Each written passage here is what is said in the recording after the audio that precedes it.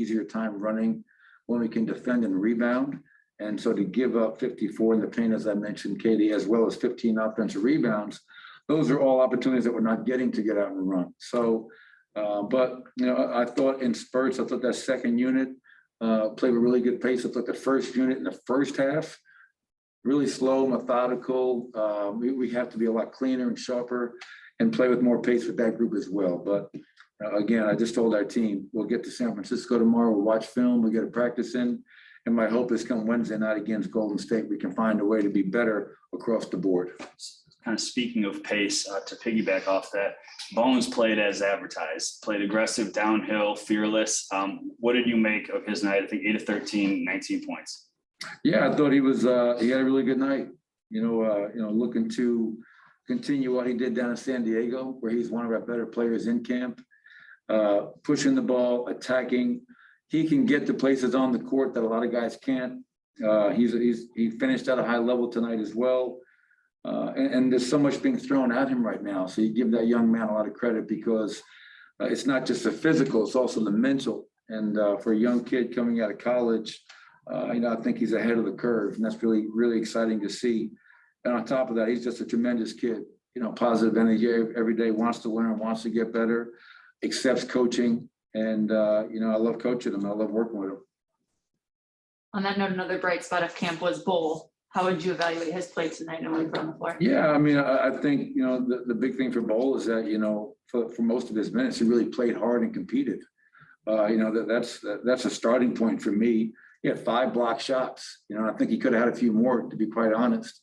But utilizing that God-given length and wingspan and athleticism to his advantage and also to our advantage. It was good. 4 for 7. I think he got 2 threes up. Just a lot of really good things out there for us. So I thought he had pretty good minutes. There were a couple of sequences from Aaron where he initiated or played, even in half court sets, or he played a transition as the point guard. Is that a function of Nikola not being there and just not playing through him? Or, you've talked about his versatility. Are you trying to empower him and have him become more of that playmaker? Yeah, I think it's in his arsenal. I think that's something that Aaron Gordon can do. It's not something that, we're looking to do, all game. But when Aaron Gordon rebounds the ball, our guards shouldn't be coming back looking for an outlet. They should be running the floor, running for layups, getting to the corners, because we have 2 bigs in Aaron and Nikola, and even Jeff, who are really good in terms of handling the ball, playmaking, making plays for their teammates. So, we want to put the ball in Aaron's hands a little bit more, make him feel comfortable.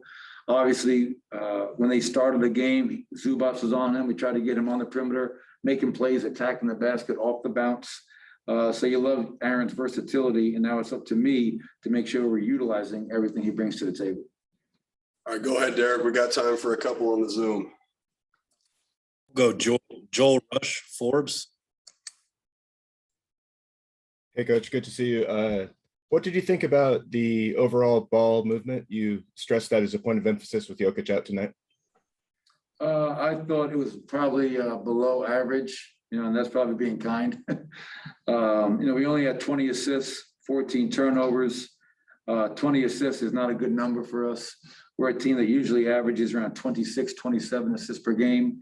And what happens a lot of times when you play against a team that is switching all over the floor, that leads to a lot of isolation, dribble happy, standing around watching basketball, which in my opinion is poor basketball, it's bad basketball.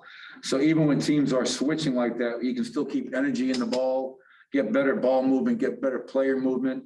I thought our ball movement tonight was not where it needs to be, quite frankly.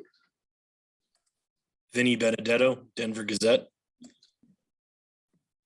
Hey, Michael, Monte looked like himself with the 6-to-1 assist to turnover ratio, but maybe not so much in the scoring aspect. I guess where would you say he's at right now?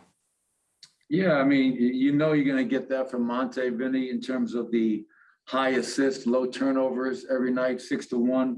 Obviously, is a tremendous ratio, and that's who Monte has been since college. So that's not surprising. Obviously, struggled to make shots tonight, was 0 of 5 from the field. And I'm sure that he's a much better shooter than that. So he'll start to make shots. My challenge to Monte Morris is, especially when Nicola's not playing, to find a way to trust his voice, be more vocal, run his team, get us organized. And I felt there were possessions tonight where that wasn't always the case. But again, I'm being overly critical. I do realize that this is just one preseason game coming off of a week of practice in San Diego. So did some good things. I liked how he played in that second half. I do not like how he closed the game. That group has to be a lot better. Thanks, everybody. Appreciate it. Thank you.